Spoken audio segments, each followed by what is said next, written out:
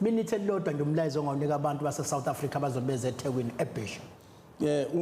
Ngiyacela abantu base South Africa ukuthi mabeze eBhishi indawo yokujabula, indawo yokuzonwabisa. Umuntu bangafiki bedakiwe eBhishi. Kuba nzima kakhulu ukontrola abantu mabephuzile, bedakiwe, abakwazi ukulalela.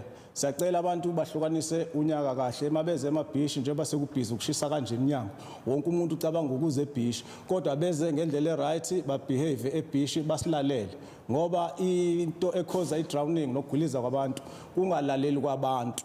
Sifike sibakhiphe mase sihamba njengoba singena imabhishi avula u6 to 6:30. Sifike sibakhiphe sibese siyabagada ke manje sibancenge ukuthi godukani nathi sesifuna ukugoduka. Uthola ukuthi abantu abasafuna ukugoduka. Sigcine nathi seshawa izikhathi phela sihlala emalokishini sihamba ngamateksi abanye bethu. Sigcine sesihambile ke manje sesiphindile emalokishini. Abantu bathatha advantage ukuthi seyihambile ama lifeguard.